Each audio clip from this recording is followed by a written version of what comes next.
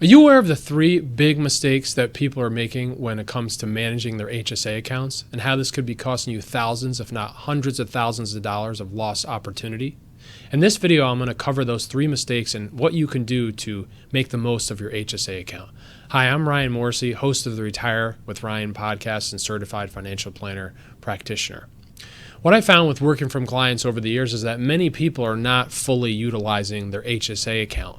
They look at it as something that helps them to save some money for health insurance costs, but they're not aware of how this can be used to be another great option to supplement your income in retirement. So the first mistake that I see people making is not investing the money. Very few people really look at their HSA account as an investment account, and they're not looking at this account as something that you can use to invest your money. But many HSA accounts do allow you to invest the money. If you're with an HSA provider that doesn't allow you to invest the money, or maybe they have a poor investment menu, they don't offer a lot of index funds, or they have a lot of high cost funds, or maybe if you're looking to be conservative with the money, they don't offer a good money market option, then you should think about changing your HSA provider. Now, the beauty of HSA accounts is that you have the opportunity to move your HSA account to another provider. For many people, you get an HSA account usually because you're on a high deductible health plan. That's what allows you to qualify for one.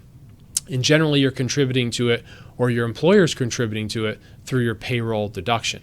Well, you actually have the opportunity to transfer that account to another provider if where you currently have it is not providing you the best investment options. So let me share my screen. Do you spend more time planning your next vacation than you spent planning your retirement or managing your investment portfolio? Don't worry, you're not alone. If you'd like to put together your own plan for retirement and get more out of your investments, then head over to retirewithryan.com/on-demand. I'll also put a link to that in the show notes below. Now, if you have an HSA provider that you're not happy with, either they're not offering you a good selection of investment options, or they're not paying you competitive yield on money market or cash, then you should consult this report from Morningstar. Morningstar every year ranks the top HSA providers. This is the report from 2022, and I'll put a link to this in the show notes below. But they rank these plans based on a number of metrics, and the ones that they talk about here are the maintenance fees that these HSA accounts might charge, because some HSA accounts charge you a fee to have them, the interest rate that they pay to you based on any cash that you have sitting there, and any additional fees that you charge or they charge you, as well as what they don't mention here is what are the investment options that they give you. Now, they've been putting this report out, I'm not sure how many years, but I've been following it for the last 4 or 5 years, and Fidelity has consistently ranked as one of the top providers. Now, why do I like Fidelity? Because they don't charge you anything to have an HSA account. They pay a very high competitive yield on money market, and they offer you a large selection of investments that you can choose from where you don't have to pay anything to buy or sell them, and they have a low cost. So I believe personally in using a bucketing strategy for the HSA. I have some money that's for my short-term needs, and that would be something catastrophic if myself or my children or my wife had a bad accident, right, and we have to meet our out-of-pocket deductible. So that's in the HSA as short-term money. And the beauty right now is that Fidelity has a really great rate that they're paying on money market. So my money that's in money market in the HSA account with Fidelity is in the Fidelity Government Cash Reserve account. Now, you might be able to pick another money market, but this one is more than sufficient.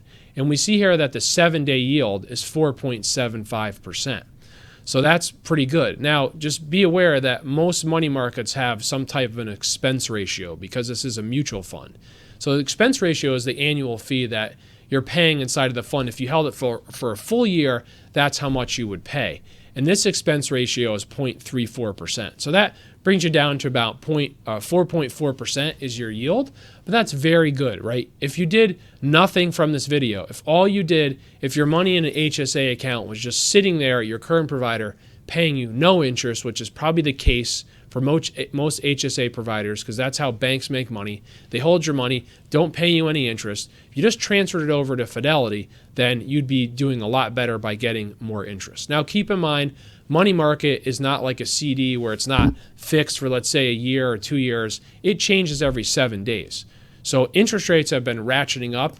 Our Federal Reserve's been raising rates, and that's why this rate is so high. So you'd want to come back and check depending on when you're watching this video, but it's probably going to be a while before rates go down, so it still could be worth it.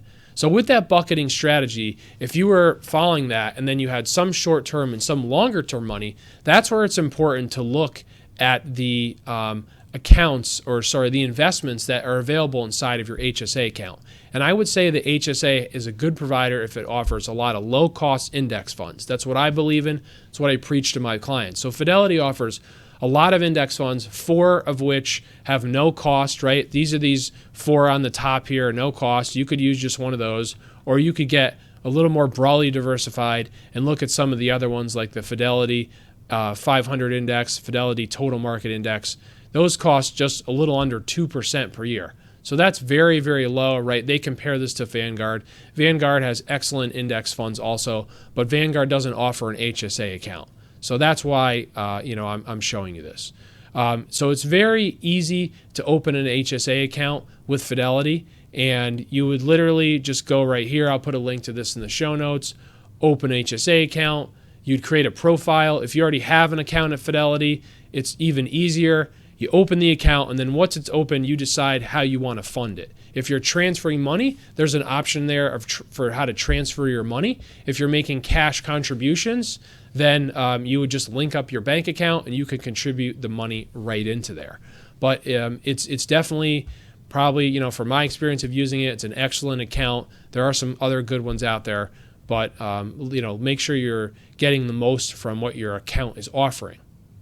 Now, the second mistake that I see people making is they're not putting in the maximum.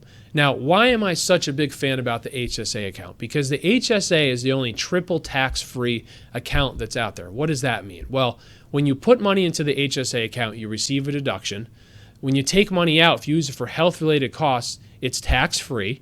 And while the money grows, it also grows tax-free and tax-deferred. So no other retirement account out there does that. Now, you might be thinking, Ryan, well, what about the Roth? Well, the Roth does allow you to take the money out tax-free, and it does grow tax-free also, but you don't get a deduction when you put the money in. So that's why this is just such a good account. So I think most people, if they can afford to, should be putting the maximum into these HSA accounts. So the maximum for 2023 for a single person is $38.50. For a family is $77.50. So what's a family? Just if you're married, you're considered a family if your spouse is on your plan, or if you have a dependent who's on your plan, or that's what's a family.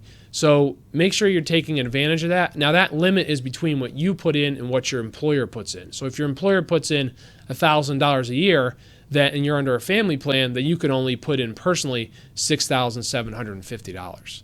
And then there's a catch-up contribution. If you're over 55, you can put an additional $1,000 in.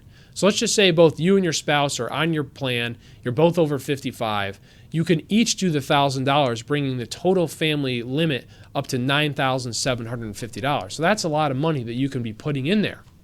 So if you and your spouse both want to take advantage of that, you'd each need to have an HSA account.